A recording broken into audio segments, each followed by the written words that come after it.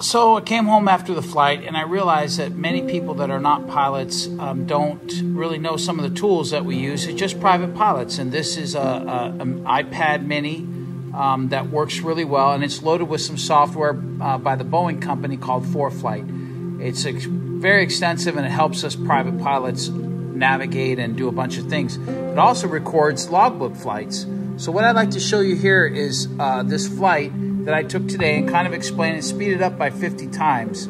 So I'm going to go ahead and select this thing, select this flight into 3D, and then now it's in 3D mode. And let's just kind of navigate, take about a couple minutes, and I'm going to put it in 20x, you can see. So here it is, it's just kind of a 3D mode, you know, kind of like software. It shows me taxiing. Once I start the software and have the tracking information from another piece of hardware that's about $890 in the airplane, you can see it follows me on the taxiway, the delays of me doing a run-up and everything like that. That blue line you're going to see is when I come back. So here's the departure. So there I go, I take off, and it tracks the speed and altitude. I start turning southeast, heading to Merritt Island to do some touch and goes, over flying the river. And the graphics aren't that great here at this point because it doesn't have to be. But you can see I'm kind of making my way down to Merritt Island, which is, I don't know, 12 nautical miles or something, coming in over the land. And there's an entry procedure locally over the blue water tanks that are east of the field to give you a nice 45 left downwind for runway 11 today, which was favoring. So there's over the blue water tanks. Now I'm on downwind, self-announcing like you should. And there's another blue line there that you can kind of see. That's me doing another touch and go. So I do a nice touch and go, and then go and then work a left pattern for one more touch and go, and climb out. And you'll see the thing about being able to look at this stuff is that you can see like my descent rate and everything is right on the other one. So that's real nice. So then I call the traffic. There was one guy working the pattern. I said, I'm going to go ahead and depart to the east. So now I'm headed east.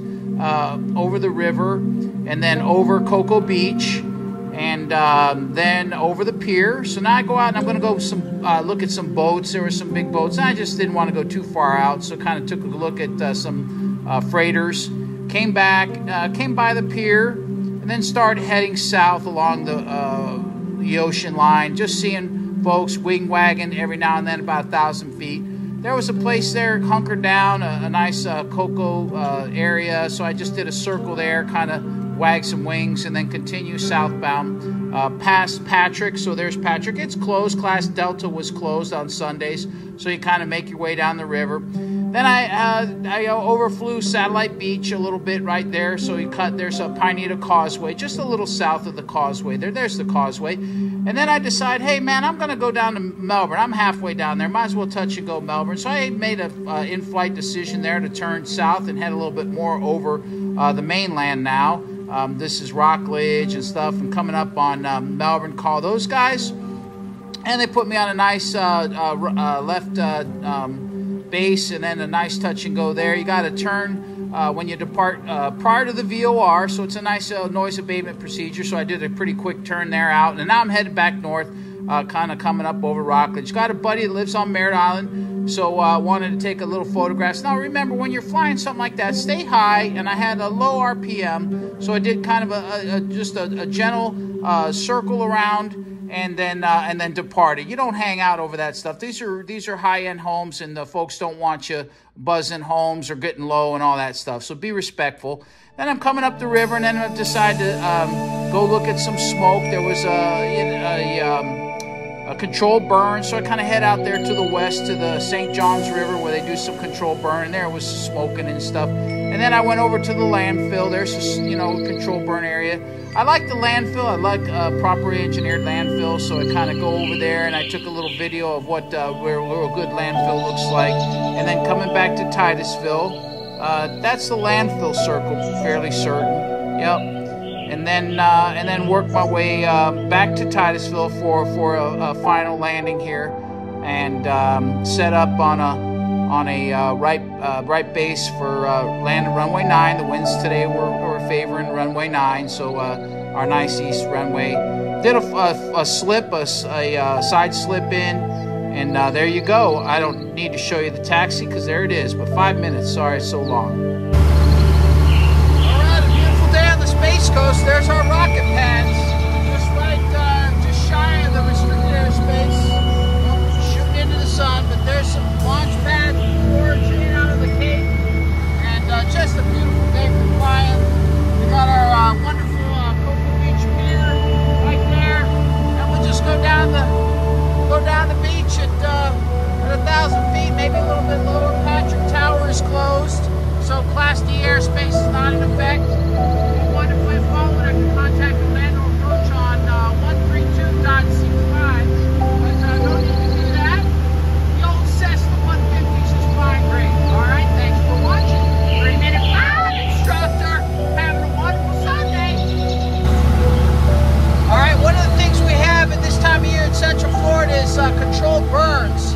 So it's kind of interesting. There's a whole science about burning, and it's kind of near the river. They kind of burn the St. John's, real flatlands and grasslands to rejuvenate it, and I think for grazing and allow cattle grazing.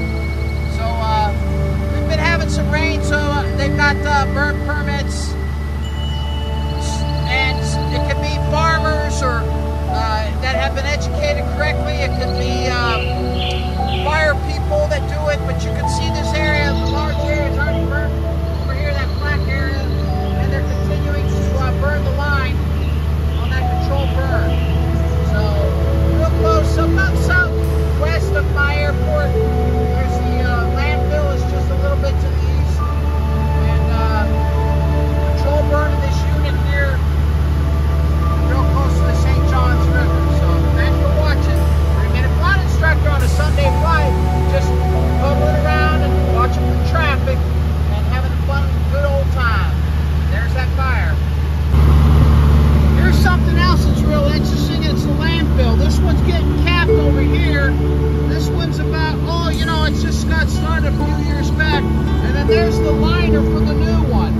So really kind of landfill, properly designed and monitored and built landfill is a good thing for humans. It contains these wastes, and someday in the future they'll make energy out of this stuff. I almost guarantee it. Then you see the mulch.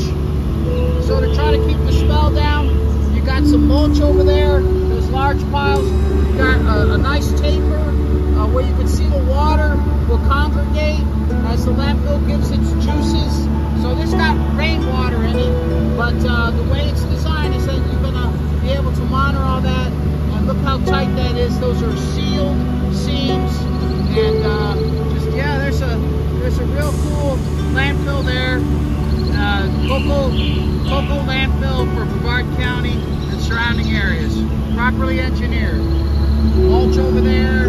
That's the you know, you keep putting on daily to keep the smells down and to provide a